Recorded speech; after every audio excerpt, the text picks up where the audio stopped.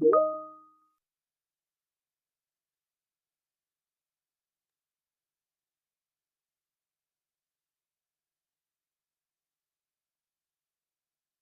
morning, everyone, and welcome to Beyond the Gift, Advances in Organ Transplantation and Donation Techniques. My name is Bob Garapi, and I'm the Development Director at the University of Michigan Health Transplant Center. It's an honor to be here with all of you today as we explore the latest advancements in organ donation and transplantation. Each of our Wolverines for Life webinars rotates its focus between different areas of donation, whether it's organ, tissue, and eye donation, blood donation, or bone marrow donation. Today, we turn our attention to organ transplantation, a field that continues to evolve through innovation, research, and generosity of donors and their families. Our goal is to spread awareness, share breakthroughs, and inspire action, because every decision to donate has the power to save and transform lives. To start us off, I'm privileged to introduce a truly remarkable advocate whose work in public health and organ donation awareness has impacted countless lives. Alicia Stillman is the director of the Emily Stillman Foundation and co-executive director of the American Society for Meningitis Prevention. Her journey in advocacy began after the tragic loss of her 19-year-old daughter, Emily, to meningitis B in 2013. Since then, Alicia has dedicated herself to preventing meningococcal meningitis through education, policy initiatives, and vaccine equity efforts. Beyond her work in meningitis prevention, Alicia and the Emily Stillman Foundation are committed to raising awareness about the importance of organ and tissue donation. She's worked tirelessly to empower communities, mobilize advocates, and encourage life-saving decisions that give hope to those in need. Her influence extends globally as she serves on the World Health Organization's task force to defeat meningitis by 2030. In addition to her advocacy, Alicia is a financial leader serving as the chief financial officer of a multi-state law firm based in Michigan. She holds degrees from Arizona State University, Wayne State University, and George Washington University, bringing a wealth of expertise to her work. Please join me in welcoming Alicia Stillman. Thanks, Bob. It is my pleasure to be here today. I am honored to have been invited to share my story. My name is Alicia Stillman, and I am Emily Stillman's mother, and that is really my focus in my life at this point. My life changed in 2013. I was a busy working mother raising 3 children, 2 of which were already in college and 1 still in high school, when my daughter called home one night from Kalamazoo College with a headache. This was my Emily Stillman, who was my middle daughter. She was 19 at the time, and she was a sophomore. She was completely healthy. She had a headache. I thought perhaps she was coming down with the flu. She thought maybe she was overtired because she had had a couple big tests that day. It turned out that Emily had meningococcal meningitis, serogroup B, which is the one serogroup that in 2013 we did not have a vaccination for in the United States to protect her. And I knew nothing about that. I was told to get to the hospital right away, which I did. But within 24 hours, my daughter was brain dead. I remember them telling me that she was brain dead. I remember loud screams, and I thought they were screaming at me. My husband later told me, no, that was you. And I said, what happens next? They told me that next gift of life will come talk to you. And I said, absolutely not. Tell them to stay away. She's been through enough. She had just gone through a craniotomy to try to reduce the swelling in her brain, because if she were going to survive, the brain damage would be so severe. I said, absolutely not. Tell them to stay away. They walked away, and I I knew it was a weird feeling I had in one shoulder. I had made an awful mistake, and I said to my husband, "Oh my God, we have to do this."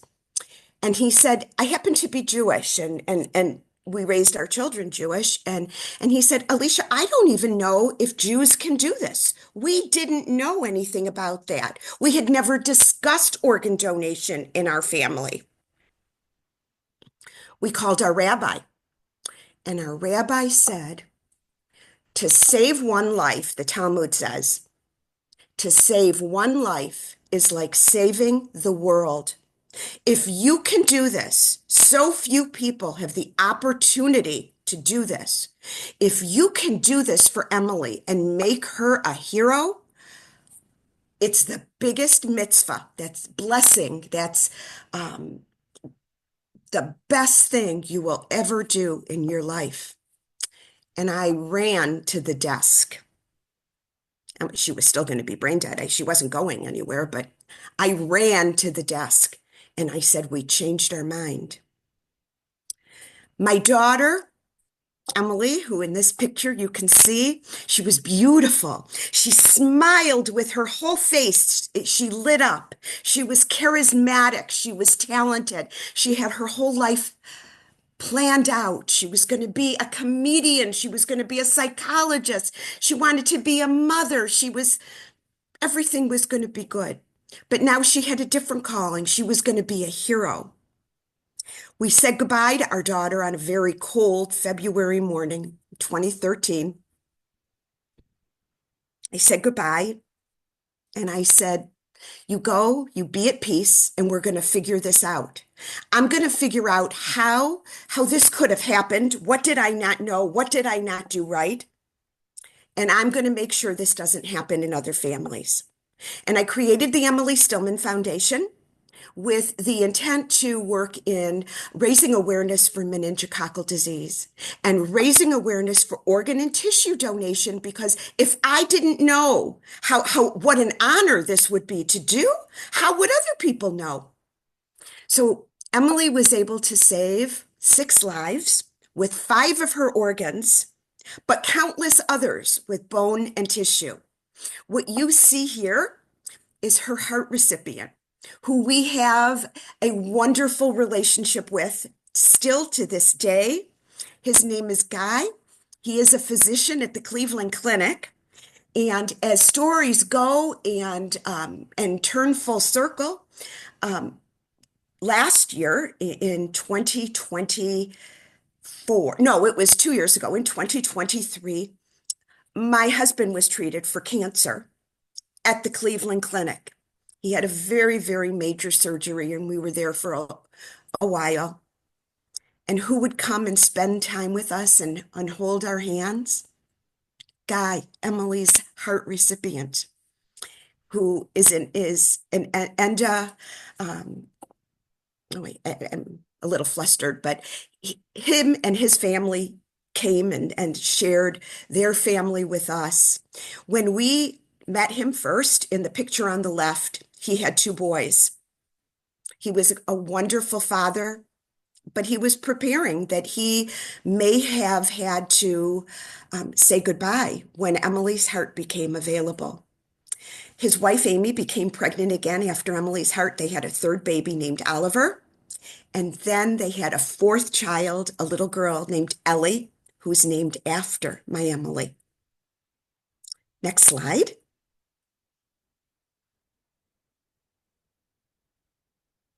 These are more of her recipients.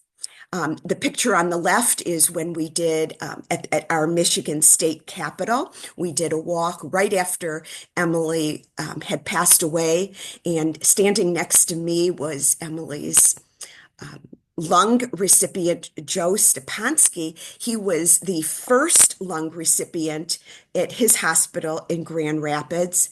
And Randy Schumacher on the right-hand side next to my husband, Michael, is received one of her kidneys. Joe, unfortunately, has passed away, but we gave him many years to have with his family. We enabled him to meet his first grandchild Randy is still alive and healthy, and we have a wonderful relationship with his family as well. And all the pictures on the right are pictures of our family mixed with theirs because we're all a part of the same family now. As I host at our synagogue to raise awareness on organ donor Shabbats. And whatever parts of our new family are available, come and share it with us. And it is such an honor and a pleasure to be to have had my family extended like to all these other families. I share always that I threw a stone that day that Emily died, and it rippled out. And what I got back was blessings from all these other families. I always tell the story. Randy Schumacher's mother, who is still very alive, said, Alicia, I gave him birth the first time, and you did it the second time. And that will always stick with me. I miss my daughter, Emily, every single day. When I do my work, whether it's organ and tissue donation or raising awareness for vaccine preventable diseases, whether I'm in a local county in Michigan or anywhere in the country, or whether I am speaking on a stage in Europe for my position with the WHO, I miss my daughter. I have found a way to keep her in my life with the work I do, but I have blessed so many other families and so many other lives by the decision that I made that day. And it's been a blessing every single day.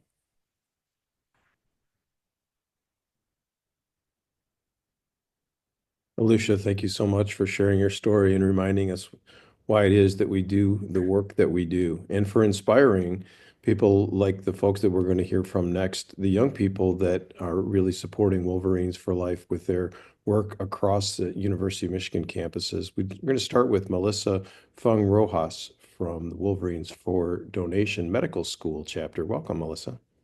Hi, everyone. Thank you so much, Mrs. Stillman, for sharing Emily's story.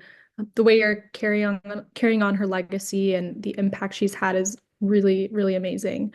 Um, but hi, everyone. My name is Melissa Fung Rojas. I'm a first-year medical student here in the MD PhD program at the medical school, and I serve as the organ donation chair for the medical school's chapter of Wolverines for Donation.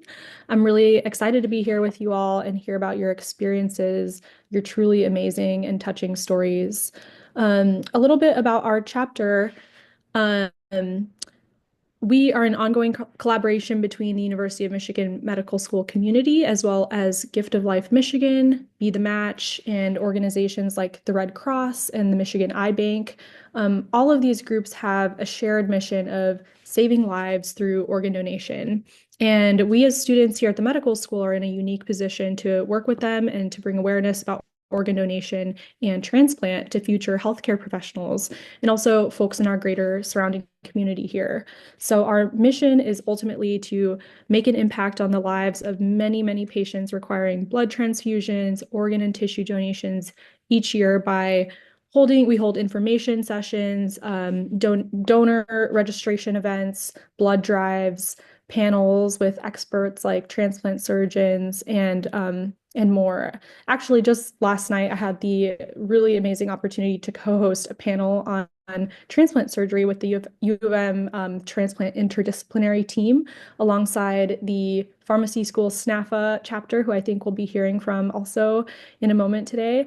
And that was a huge success. We learned a lot about things like immunosuppression management, pre and post-operative considerations from the care team, mitigating any complications that might come up within the transplant process. So that was really amazing, really valuable, and we're excited to keep doing things like that and things like this where we hear all of your amazing stories.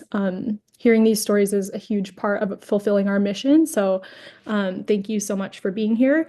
And I'm really looking forward to hearing from you all. Thanks so much, Melissa. It's great to hear what you're working on, and thanks for giving us a chance to support you in your work. It's amazing that you can find time if you're an MD and PhD student to do this work to benefit the community. It's really, really remarkable, and I think we're really blessed to have you doing that work. Next, we'd like to hear from Organ Transplant and Health Awareness Group. Archit Vig and Jennifer Guan are here, and welcome. Hi, yeah, thank you for introducing us. So yeah, I'm Archit. I'm a sophomore, and I'm the co-president of Organ Transplant and Health Awareness. And I'm Jennifer. I'm also the other co-president, also a sophomore at the University of Michigan, for organ transplant and health awareness. Yeah, so we're Organ Transplant and Health Awareness, or OTA for short, and we're a club focused on promoting organ donation. Our mission for OTA is to raise awareness, educate our community, and support transplant patients through a structured approach divided into three key pillars: fundraising, outreach, and service. For fundraising, we organize various fundraising events like bake sales, and the funds we raise are crucial for supporting programs such as Camp Mishitanki, which offers a camp experience for pediatric transplant recipients. We do this in multiple locations on campus, such as Mason Hall or the chemistry building. In terms of outreach, I can't say we are yet, but we are hoping to be actively involved with local schools and drivers' education programs to educate young people about the importance of becoming organ donors. Our service pillar focuses on supporting transplant families and giving opportunities to our members to get involved in healthcare. We've partnered with organizations on campus, such as Dance Marathon, which provides us with volunteering opportunities to benefit children in Motts. Next slide. As you can tell on the slide, throughout last semester and this semester, we have had many OTA events. Many events highlighted here include the Spookathon, where children who have been or being treated by the Moss Children's Hospital can stuff felt hearts and create their own souvenirs to bring home. Many other photos also highlight our tabling efforts to spread more awareness about organ transplantation and try to add more people to the donor registry list. We have also tabled to spread awareness and raise money for Camp Mishitanki, like Archit said, which is a summer camp created by the U of M Transplant Center to provide a free of charge camping experience for children 8 to 15 years of age who have had an organ transplant. In addition to these events, we have also worked alongside the Michigan Medicine Transplant Center to plan and help create the first annual Transplant Center Research Symposium. If you want to learn more about us, feel free to reach out to us through otha.contact@umich.edu, which Archit has also put in the chat.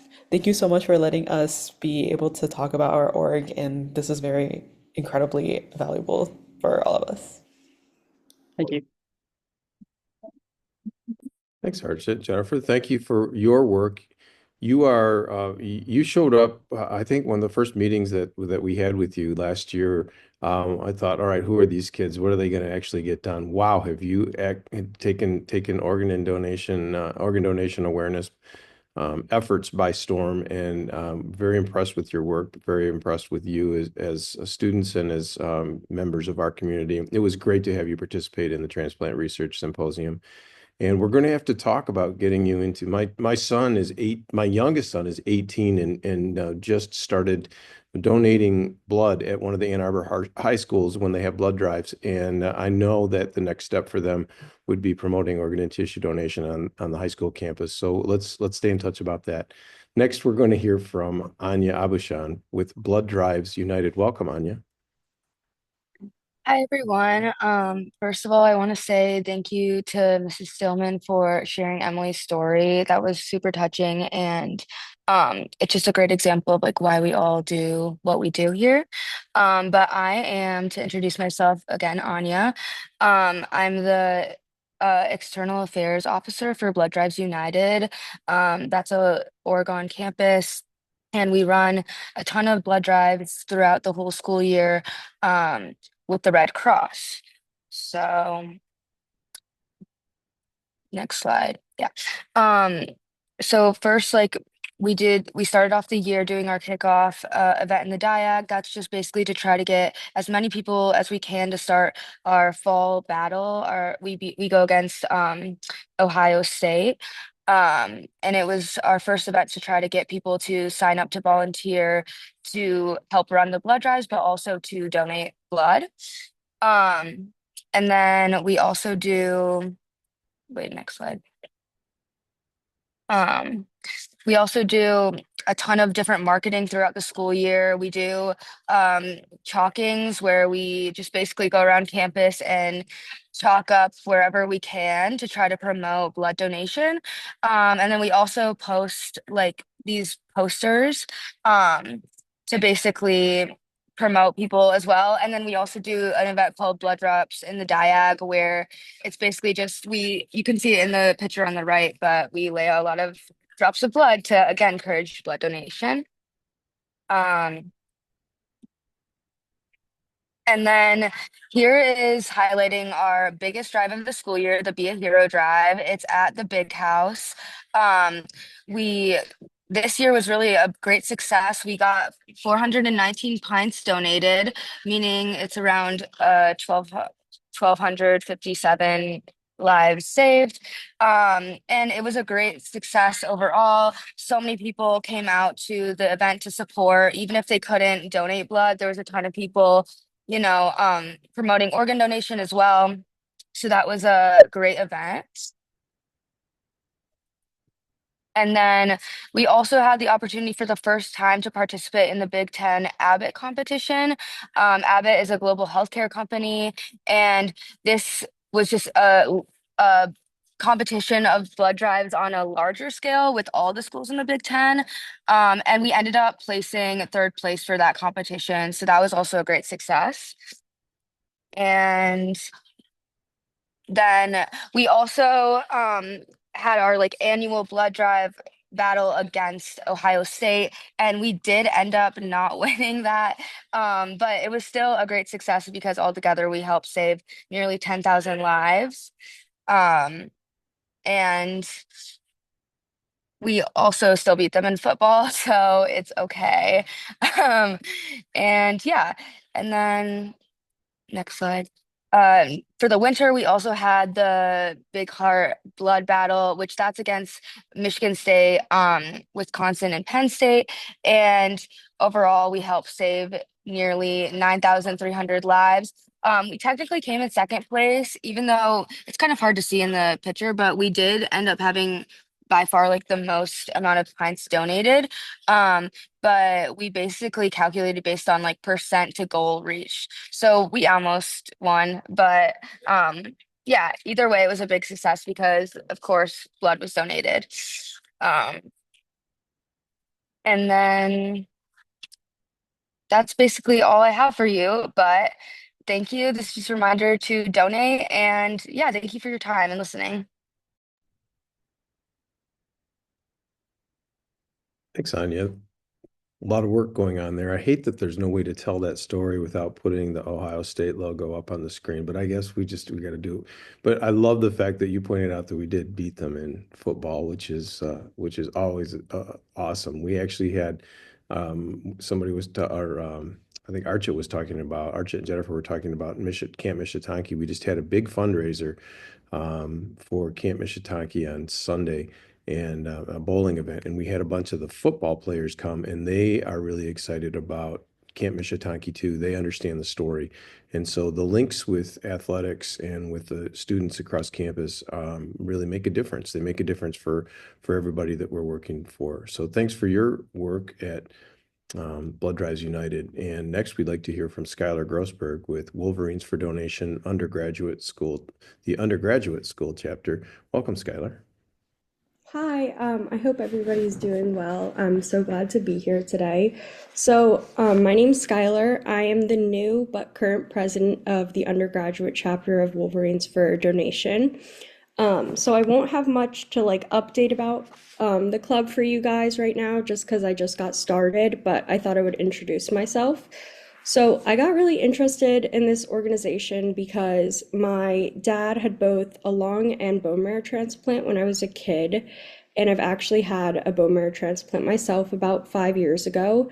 And I have become very close with my donor, and becoming so close with him has made me realize just how important and easy it is for people to donate. And it's made me really interested in like activating or advocating for donation and like educating people about it. and just spreading awareness about everything because I think transplant is not something that's talked about enough in comparison to some other things. And so I'm just really glad to be a part of this organization.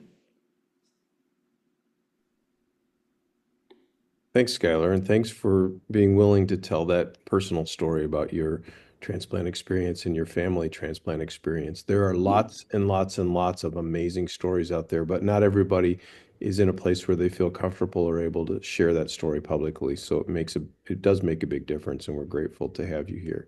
Well, And thank look you. forward to working with you. Next, we're going to hear from the Student National Pharmaceutical Association from Myriad Ahmed. Miriam Ahmed, did I get that right? I was so close. Miriam, welcome, and we're glad that you're here. That was perfect. Don't worry. Hi, everyone. First, I want to say thank you to Mrs. Stillman for sharing that personal and touching story. And it's been great to hear from everyone else on the great work that you've been doing. I'm Miriam Ahmed, and I'm a first-year pharmacy student. This is my first year serving as the University of Michigan SNAFA chapter as the organ transplant liaison. And I'm really excited to share that I'll be taking on this role again next year. One previous transplant surgery was actually the whole reason why I chose to pursue pharmacy in the first place. It left a lasting impression on me, honestly, and it really opened my eyes to the importance of like the role that pharmacists play in the transplant process. And that experience is also why I felt so strongly about becoming the organ transplant liaison within the pharmacy school at University of Michigan. Next slide, please. All right, so SNAFA's mission, to give you a bit of a background on SNAFA, SNAFA actually stands for the Student National Pharmaceutical Association.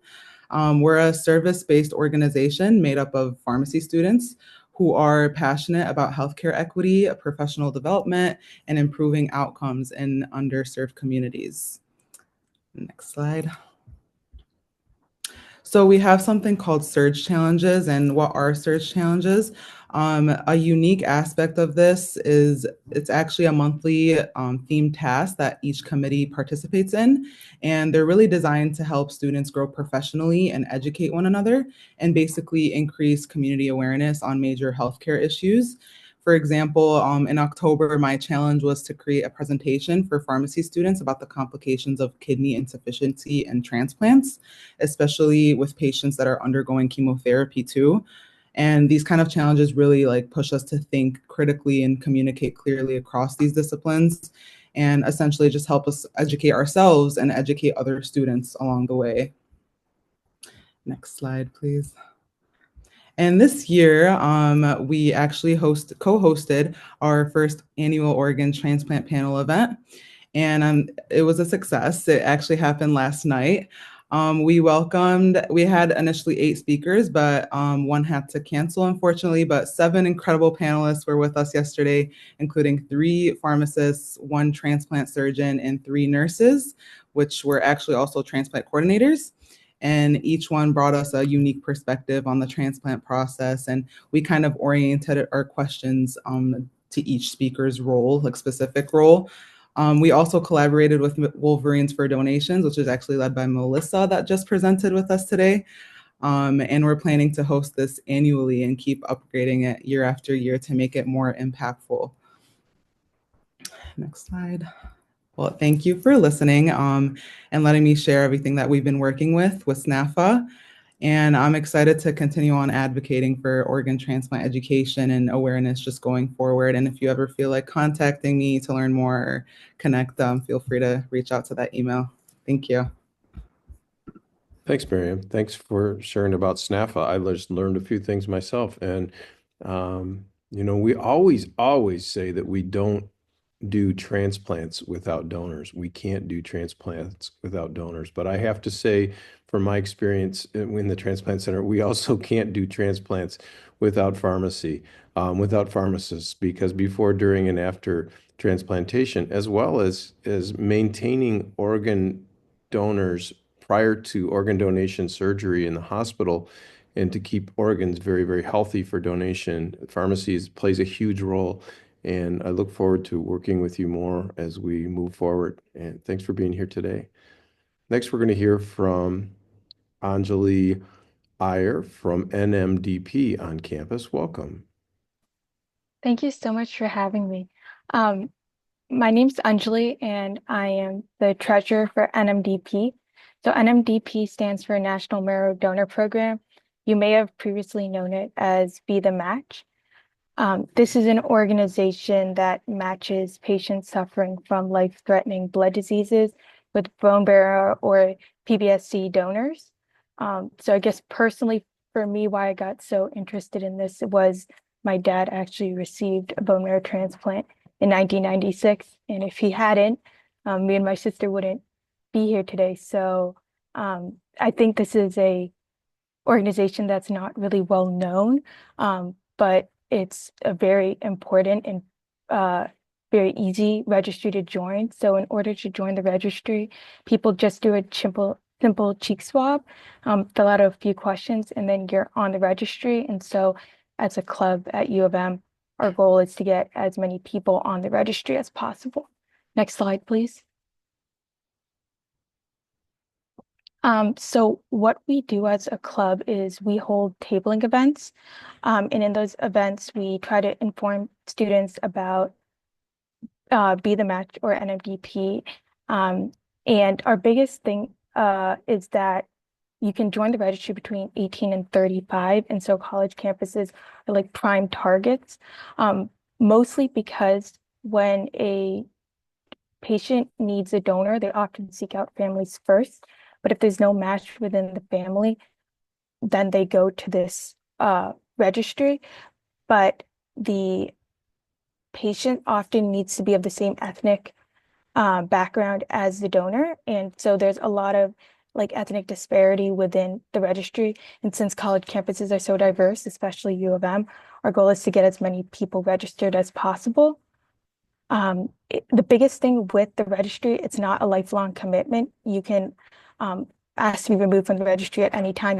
You're in there till you're 61. We often say that a bone marrow donation or a stem cell donation is almost equivalent to a platelet donation. They cover all the costs, but you can save a life, like some donor did my dad. Next slide, please. So these are just some tabling events we've had around campus. Like I said, our biggest thing is to get as many people on the registry, but also like informed about the registry. I would just like to put it out there that even if you're not able to donate blood, that doesn't exclude you from joining the registry. The registry does have different requirements. But yeah, next slide.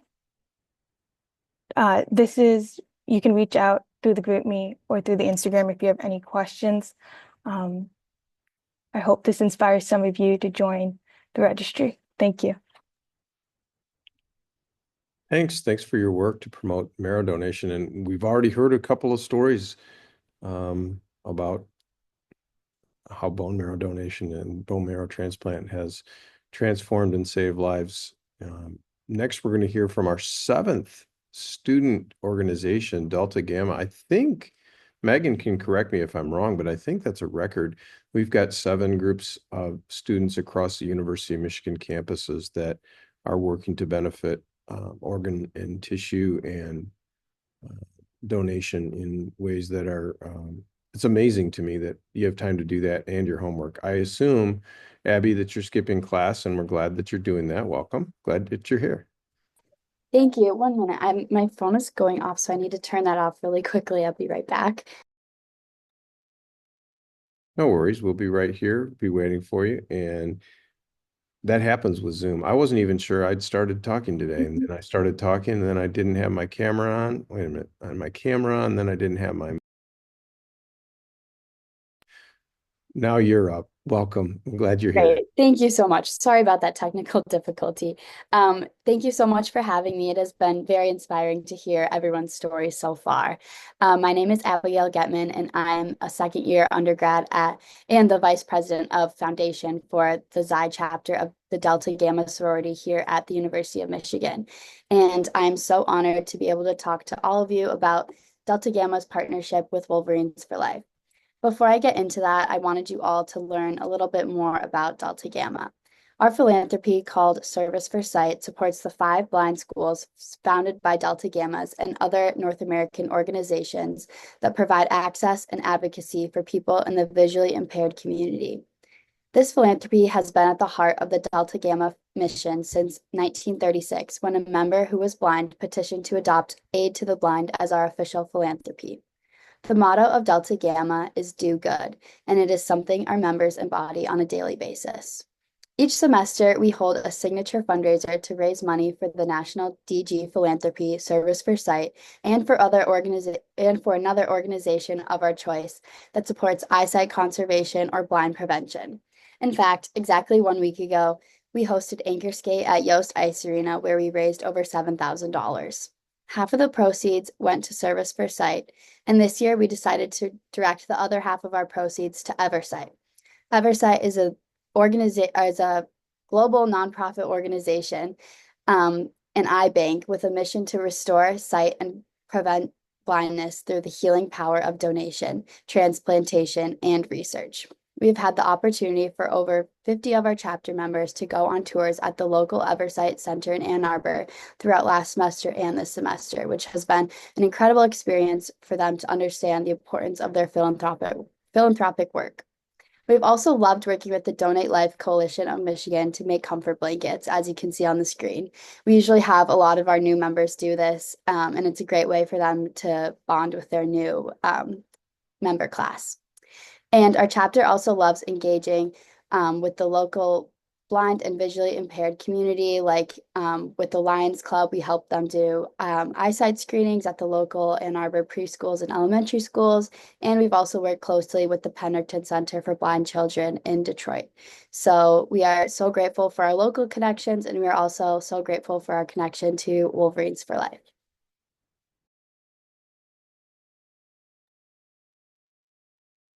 Thanks, Abby. Thanks for your great work. And thanks for being here with us today, being our 7 out of 7 student groups across the university campuses. It's fantastic. Next, I have a privilege of hearing from or introducing somebody who brings both a professional and a deeply personal experience to the topic of organ transplantation. Kelly Sweeney is a nurse practitioner at Mott Children's Hospital and a passionate advocate for organ donation.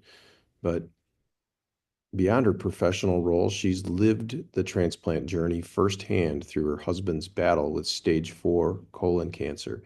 At just 31 years old, Kelly's husband, Andrew, was diagnosed with advanced colorectal cancer. And after a year of chemotherapy, he became a candidate for a liver transplant, something that had never been done in Michigan medicine for this diagnosis. Thanks to the groundbreaking efforts of his care team, Andrew had a chance to fight for his future. Kelly and Andrew's story is one of resilience, hope, and medical innovation. After navigating the challenges of being on the transplant wait list and searching for a living donor, Andrew received his life-saving transplant 1 year ago. Today, he's thriving post-transplant, a testament to the power of donation and the dedication of the Michigan Medicine Transplant team.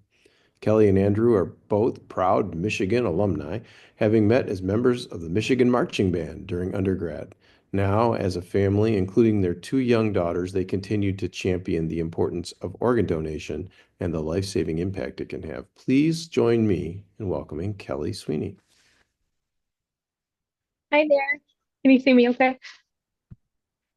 Yes, you look great. Okay, well, thank you for the introduction, Bob. Thank you everyone for inviting us or inviting me to speak today. I'm very excited to be here, not only to talk about the incredible importance of organ donation and transplant from a personal perspective, but as he had mentioned, I see its impact firsthand every day through my work. So I am a nurse practitioner with pediatric cardiac surgery at Mott, and work closely with pediatric heart transplant recipients. So before we went through this whole journey, I saw the life-changing power of organ donation, but now I have experienced it personally through my husband's transplant. So today I just wanted to talk a little bit about and show some pictures from our journey leading up to and then through my husband's liver transplant. So my husband Andrew and I met in 2010 when we were juniors in college. We were both members of the University of Michigan Marching Band, and then thanks to mutual friends, we met and have been together ever since. After college, we got married and began building a very busy, wonderful life together. We both pursued graduate school, started our careers, and then ultimately welcoming our two beautiful daughters in 2017 and 2021. But our journey with transplant really begins in September of 2022. That was when Andrew, at just 31 years old, was diagnosed with stage 4 colon cancer. And we always knew that Andrew was at higher risk. Tragically, he lost his mother to the same disease when he was in high school. So early screening was always very present in our minds. The general recommendation right now is at the age of 45 or 10 years before the age of the diagnosis for your family member to start getting screened for colon cancer. And with that in mind, we had already had his first screening colonoscopy scheduled for later that September. But unfortunately, in August of 2022, before that appointment, he started to experience some inconsistent mild symptoms. And a visit to our primary care physician and some blood work didn't raise any immediate red flags. So we decided to just wait for the screening. Unfortunately, then on just after Labor Day of 2022, Andrew woke up with excruciating abdominal pain and uncontrolled vomiting. And so we rushed to the ER where they did a CT, and it revealed what we had feared the most, which was a large tumor in his colon, and it also showed numerous metastases to his liver. So in a whirlwind few days following that, we were meeting with surgeons and oncologists to map out a plan. A colonoscopy confirmed the stage 4 cancer and also showed an almost completely obstructive tumor in his sigmoid colon. So he had to have surgery very quickly to remove it. And then just 4 weeks after surgery, he started a very hard regimen of chemotherapy. So this picture to start my slideshow is just a picture that we took right before chemotherapy started, because we wanted to get a picture because there were so many unknowns and we weren't sure what the next part of this journey looked like. We weren't sure when we were going to be able to take another picture as a family. So I will step aside from this organ transplant journey for a second and take a brief moment to advocate here for colon cancer. Megan, if you could do the next slide. So I just this is some of the data that is kind of current for colon cancer. I just want to say, like, please be screened based on your risk. If you're having any symptoms, see your doctor.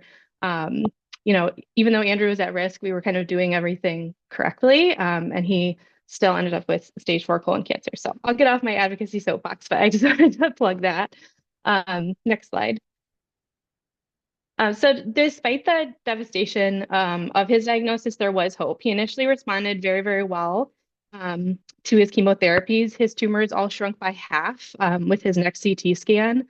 And although chemotherapy is never easy, he was tolerating it as well as we could have hoped. His oncologist reassured us that because Andrew was young and otherwise healthy, they would be aggressive. And so every 2 weeks, like clockwork, Andrew underwent chemotherapy treatments that spanned 3 grueling days of infusion. He continued to push through increasing side effects, but did an amazing job of continuing to show up for his family and his girls. His strength was and is absolutely incredible. He continued to coach our daughter's t-ball team. He continued to work, and he even managed an exhausting trip to Disney with 2 princess-loving girls at the age of 2 and 5. And so all of these pictures are kind of throughout his chemotherapy course. So he just shows his strength through this whole process.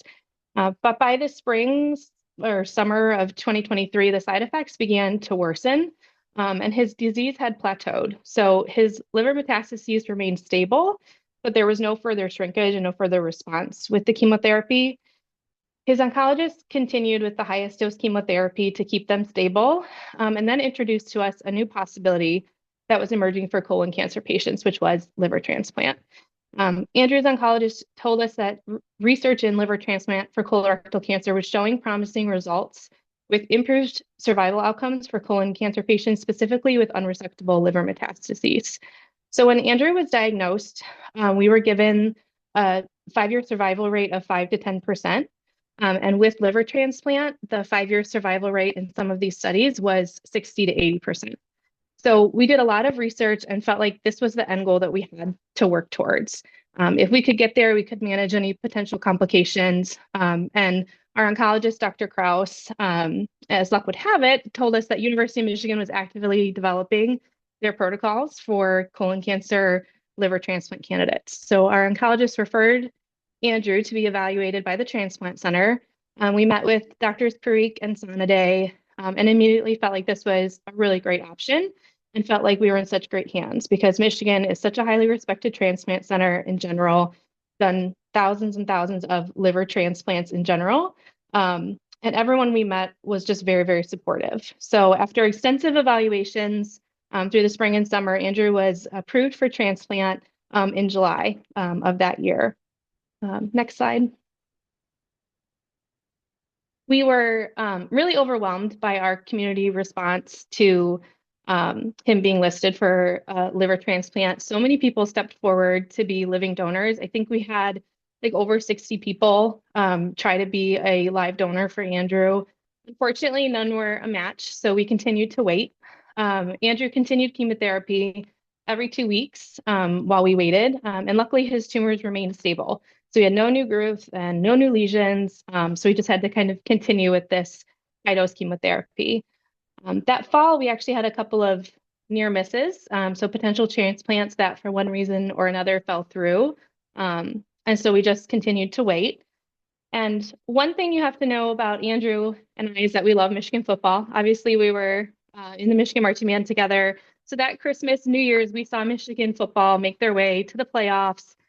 And then on New Year's, saw them advance to the national championship. And since our days in the Michigan Marching Band, we always said that if Michigan ever made it to the national championship, we would go because we kind of went to school in the down years of Michigan football. And so after everything we had been through, we decided we needed a break, just one night to kind of forget about cancer, to do something joyful. And so we bought tickets for the national championship game in Texas for us and our oldest daughter. And the plan was very, very simple. It was going to be a very quick trip, fly out the morning of the game, watch Michigan compete, and then fly back the next morning just in time for Andy to get to his chemotherapy. But life had other but better plans for us. So on January 7th, the night before we were supposed to leave, we were at home packing our bags, making dinner for our girls when Andrew's phone rang, and it was the transplant center. And they said they might have a liver for him. And we had been in this position before with the near misses in the fall. So we tried to stay cautious, cautiously optimistic. But then at 8 p.m., shortly after, the transplant coordinator called again, and this time it was real. We needed to get to the hospital by 9 o'clock, and then surgery was scheduled for 10 a.m. the next morning. So we canceled the trip. We packed our bags for a very, very different journey and headed to the hospital. And the next day, Andrew received his new liver. One of the most anxious parts of the entire surgery came shortly after he was wheeled into the OR. Because of his cancer, Dr. Sanaday had talked with us preoperatively that we needed to biopsy several lymph nodes early in the procedure, and if any tested positive for malignancy, the risk was too high to proceed with liver transplant. So I sat in the waiting room with my sisters, my father-in-law, and my sister-in-law, trying to stay calm, and my phone finally rang. And it was one of the nurses in the OR, and it was the call we've been holding our breath for. And it was that all of Andrew's lymph nodes were negative, and they were taking out his diseased liver. And in that moment, we all just kind of burst into tears. It felt like the weight of the past year and a half, all the fear, the uncertainty, the endless waiting, everything we had been working towards had finally lifted. We trusted our surgeons completely, and now this major hurdle was behind us. And then the picture, sorry, on the previous slide were as we were entering the hospital for his transplant, and then in the pre-op area where we met with Dr. Sanaday, and then post-op in the surgical ICU. And so in one of the most surreal moments of our lives, Andrew, just hours after his transplant, was settled in the ICU, was awake by my side, watching Michigan win the national championship with his brand new liver. And transplant gave us that moment. It gave us hope. It gave us time to be with each other. And so this slide is the following morning. Andrew is wearing his Michigan championship hat. And then our girls visited him in the hospital and got him up and moving. And then this is us going home. We really cannot thank the Transplant Center at Michigan enough for giving us this chance and supporting us through this process. especially Dr. Kraus, his oncologist, Dr. Sanaday, Dr. Parikh, and then Andrew's transplant nurse, Cindy. They've been with us this whole past year and almost a half now. And organ donation is, as we've all talked about, not just about saving lives, but it's about giving people the chance to keep living them, to create more memories, to celebrate more victories, and to spend more time with the people that they love. So if you go to the next slide, these pictures are from our recent trip to Disney. And this is what organ donation has given us as a family. We get to make more family memories, have more family photos. And although Andrew's journey is ongoing, we continue to navigate the complex post-transplant landscape. And because of the selflessness of one donor and their family, and then the extraordinary expertise and innovation of our medical team, he now has a great future, and we are really, really grateful for that. So thank you so much for inviting me to share our story.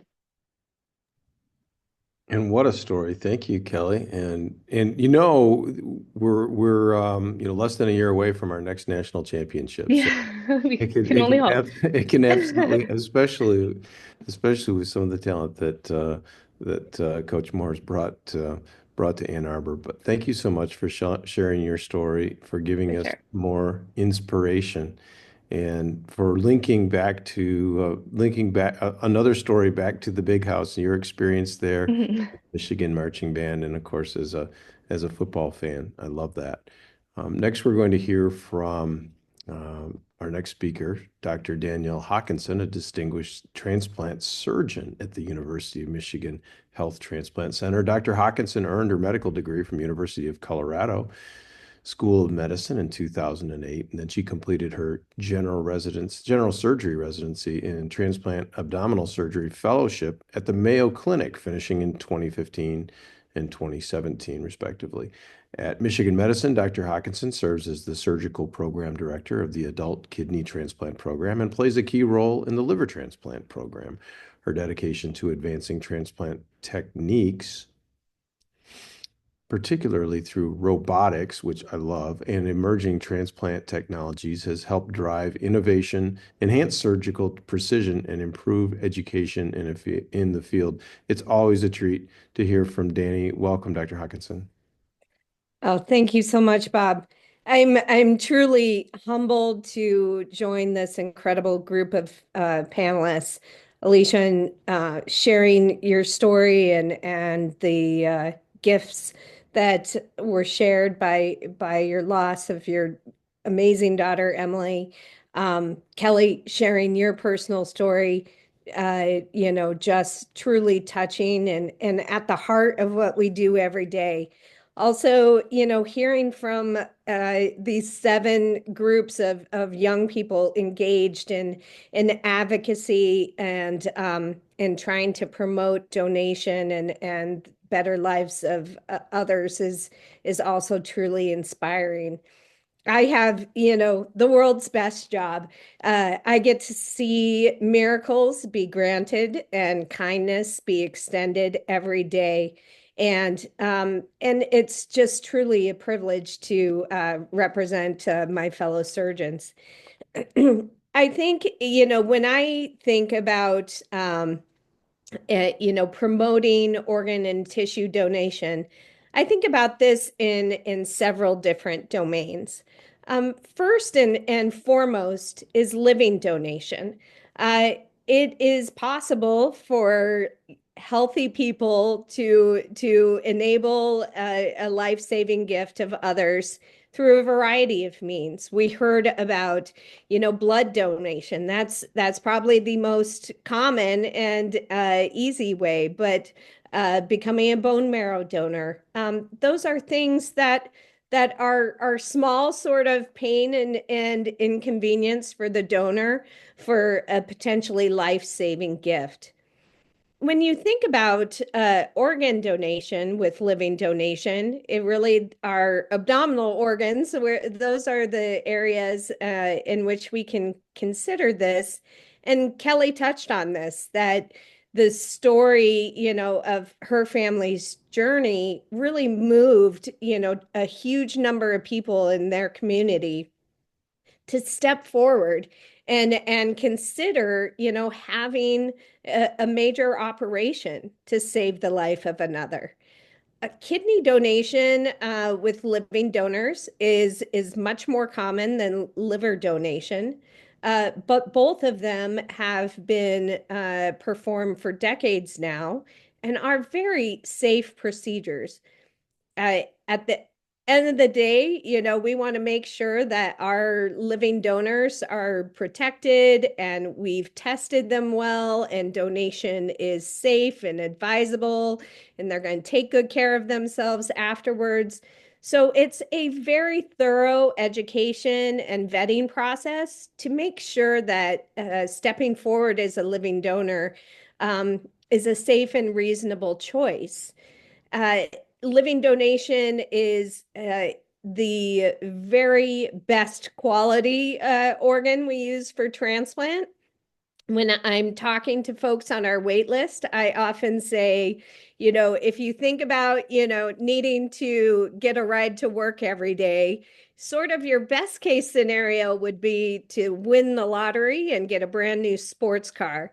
That is a living donor organ. It is the best of the best. It's reliable, it works right away, and it generally lasts a very long time. But not everybody, potentially has a living donor. So we also have deceased donor transplants that are performed. Taking a step back and just kind of rounding out the conversation on living donation, there's a variety of different ways that can occur as well. You heard Kelly mention that, of all those folks who were screened, none of them was a match. Now that can mean a lot of different things. And on the kidney side and the liver side, those two issues of matching are a little bit different. But sometimes a person steps forward to be a living donor because they hear some compelling story of someone needing their life saved, and they step forward on behalf of that person. We call that directed donation. You have someone in mind and you're making a call and you're coming in to get checked out if you can help that person directly. Now, other times, folks actually, they've heard about being a living donor. They don't have a particular person in mind or a family member or someone who needs that organ, but they've done reading. They know it's something they're capable of doing. And they know we have over 100,000 people on the wait list for various solid organ transplant. So there's a clear-cut need for their donation. Now, these folks are called non-directed donors, and they step forward and sort of donate to the transplant center to use the organ for the most needy person that's a good match. Sometimes it's something a little bit in the middle. They have someone in mind. They want that person to be transplanted as a result of their gift. But for whatever reason, the organ isn't suitable to use for that person specifically. Now, this is much more commonly done in the kidney space, but there's a thing called paired donation where you can perform a swap if you have someone who wants, let's say a husband wants to give to their wife, but they don't have the right blood types that are compatible. But there may be another pair waiting in the wings, a father and a son, who also maybe aren't a match for whatever reason. But if those two donors match each other's recipients, we can do the operations to remove the kidneys from the two donors and then just swap which recipient receives whose kidney. And that way everybody can get transplanted. Now, sometimes one of these non-directed donors comes forward and they match someone who has a donor that isn't compatible and wants to donate through paired exchange. Now, this one non-directed gift can start a chain reaction of pairs who can pay it forward. myself, the largest exchange I was a part of was 20 pairs. So that can really, that one selfless gift of a person donating to the ether kicked off a chain reaction of many, many transplants being enabled to be performed. So I think, promoting living donation, talking about living donation, letting people know it's safe, both for kidney and liver donation. You would expect the healthy living donor to live a completely normal life following donation. The liver is an amazing organ. It regenerates like crazy. And so when you remove a portion of a liver and put that into a needy recipient, both the recipient and the donor have a normal sized liver within about a month. That's how quickly it grows and restores itself. So generally, time in the hospital is quite short, and all of the medical care is no expense to the donor. Here in Michigan, we also have, programs that really allow to offset other costs, things like lost wages and travel expenses. So it shouldn't be a burden to the donor to take the time to provide this gift. Now, switching gears a little bit to deceased donation. This, actually, it's the most common way that we do transplant. The very first kidney transplant was a live donor transplant. It was one twin giving to another, both here at Michigan and in the world. This was sort of the first experiment in transplant. But anymore, most commonly, we receive gifts from deceased donors and their families. We could not do the life-saving work we do without the kindness and generosity of folks like Alicia, who in their hardest moments think to extend that act of kindness and allow those gifts to be given. And we are incredibly grateful to our donors and their families. Deceased donation, it comes in a couple of varieties as well.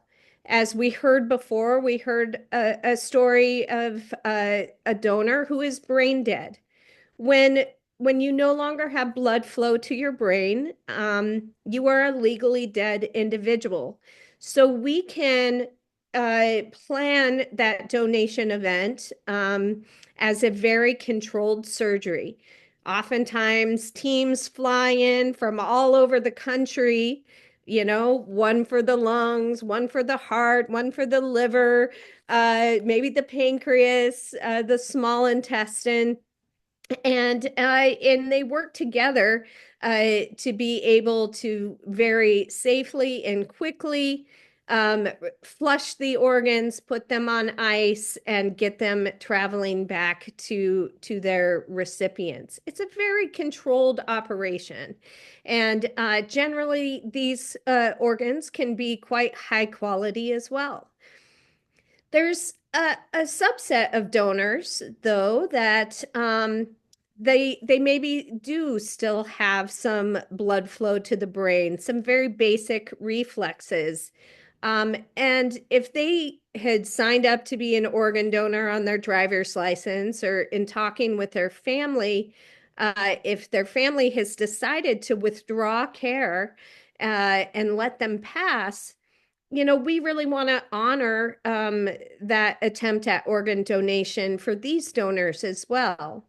And so there became this other subset of donors called deceased after cardiac death. So, they don't become an organ donor until they've passed away. So to enable this, we have teams of surgeons waiting in the wings, so to speak, close by when the heart and lung machine is removed and life support is stopped.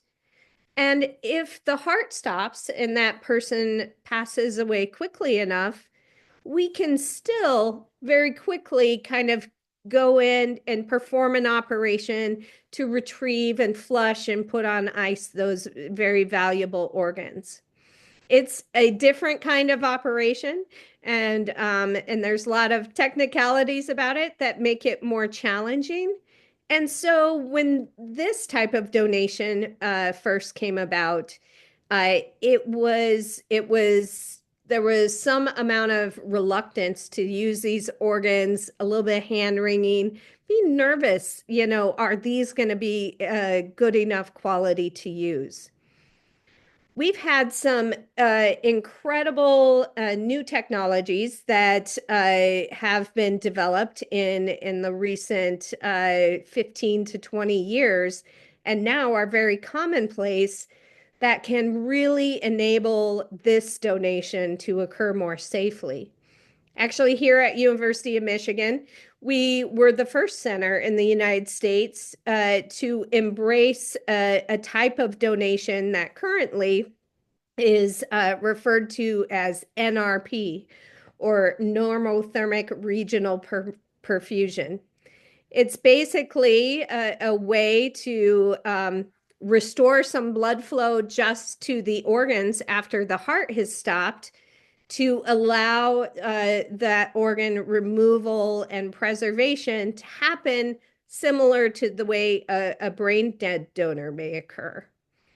The other way that sometimes we revitalize and sort of take these organs for a test drive is by going ahead and removing the organs after the heart has stopped, but putting it on a separate device, a heart and lung machine just for the liver, or a heart and lung machine just for some lungs, or the heart or the kidneys. And we call this ex vivo perfusion, or the organs are outside of the body, but they're being flushed with blood and preserved. This technique has been a game changer in terms of our ability to use organs, in particular from these DCD donors. The ability to do more and more transplants in our country is changing the landscape of who we can transplant. So when you think about doing these transplants for like colorectal mets, like we had heard earlier, Kelly mentioned that this was really cutting edge, and this was, starting a brand new protocol for something we could offer patients. We used to have to be very, very selective about who we transplanted because it was a very limited resource. And you had a commitment that, the person you were going to transplant was going to do very well after transplant. So some diseases where we thought they probably would do well, but we weren't for sure, it was hard to justify to use the organs on less of a sure thing. But when we have more organs to use for transplant, we can give more people a shot. And so, we expect this year to do over 50,000 transplants around the country. That's increasing more and more every year, and enabling us to save lives like Mr. Sweeney. The last thing I just want to touch on before wrapping up is recovering organs and tissues, not for transplantation, but for research. I'd like to share a personal story. My friend Eric, he was a urologist who I trained with at the Mayo Clinic. A wonderful man, a incredible athlete, incredibly kind. His wife was an ICU nurse. You get very close to the people you train with. His first year into practice was diagnosed just a few months after the birth of his third child with a glioblastoma. Eric had a very heroic journey of spinal cord surgery, relearning how to walk, feed himself, hold his child. He, at the end of this journey, had a recurrence and wasn't going to survive. One of the last conversations I had with Eric, he was exploring if there was any way he could help and become an organ donor. He wanted to give ongoing meaning to his life and extend whatever gifts he could. At that time, this tumor, the glioblastoma, was a reason why we couldn't use any of his organs for transplant. And one of the most heartbreaking things I ever have done was to tell my friend Eric his organs weren't good enough. We couldn't accept that gift. There was no mechanism in place for us to enable that young man's dying wish. When I was on faculty at Yale, I was involved with some really exciting research using some of these perfusion devices. And, when something is new, it's very hard to get it, approved through the FDA. And there's lots of, I think we're just scratching the surface of some of these perfusion devices where, potentially one day we would be able to deliver immunosuppression medications just to the organ rather than giving it to the whole person with all of the side effects. But we can't study those things without human organs to study them on. And so we developed a very high volume human organ perfusion research program. And we were using organs from donors where they couldn't be used for transplant, but the families wanted those organs to make a difference. And we were able, to allow them to make a huge difference through research. This is a gift that, doesn't just affect one person, it affects the future of transplantation. Being able to figure out these problems and then sort through the logistics of making these pumps save more lives, that gift has like was mentioned before, it's the stone in the pond that sends a ripple that will affect countless lives in the future.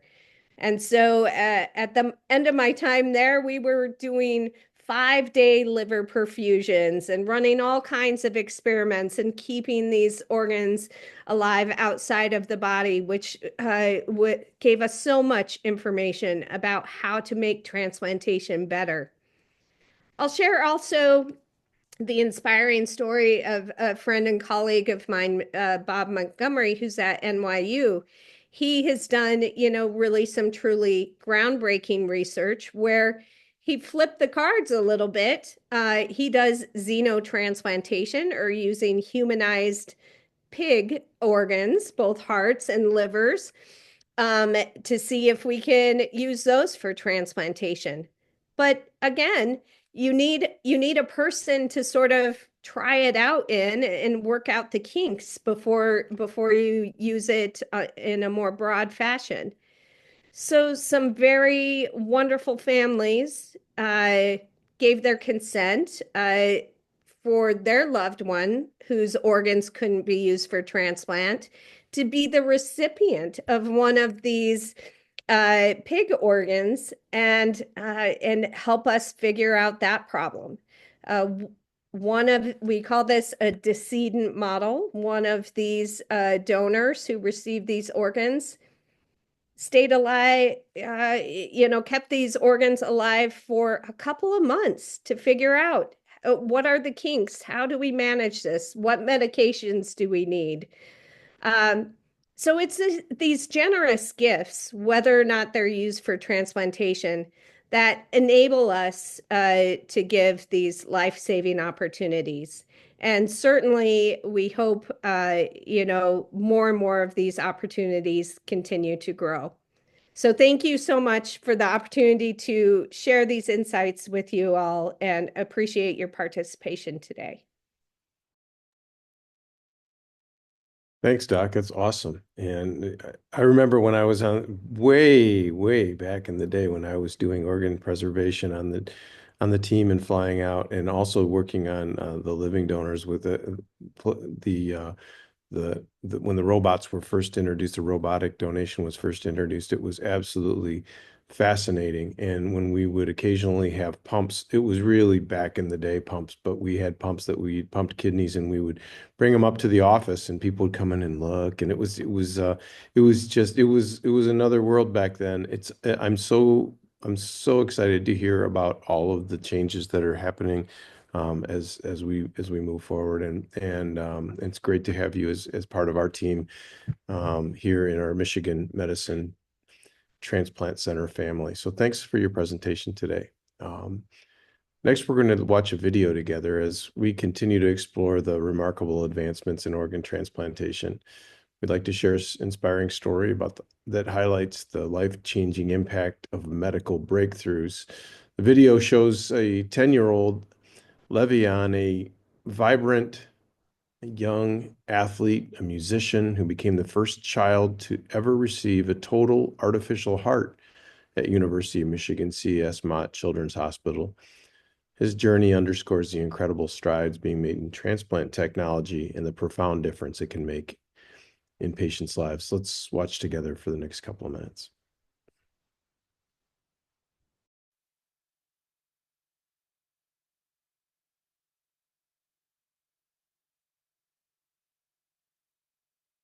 We detected some. We was actually celebrating my daughter's birthday, and then he told me, he was like, oh, my chest hurt.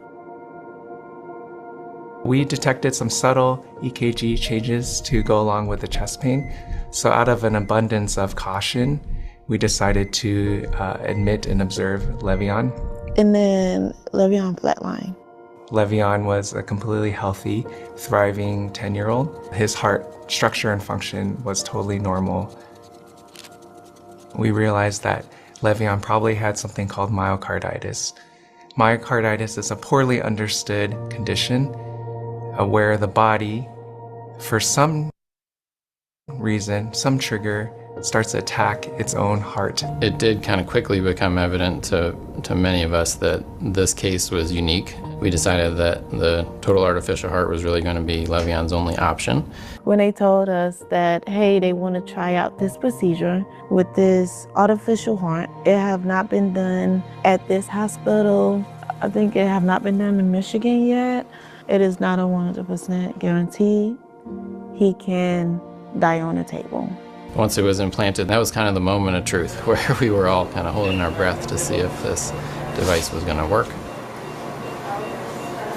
If I would I never had took Lev'Veon to the hospital that night, we would have went to sleep that night, and that would have been the last night because of how fast everything happened. He went from having just a little chest pain to literally waking up with a total artificial heart.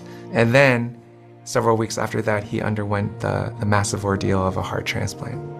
Our center at Michigan to offer treatments like this and take on the risk for those patients and be able to get a good outcome through all that teamwork and collaboration, I think really makes us unique here.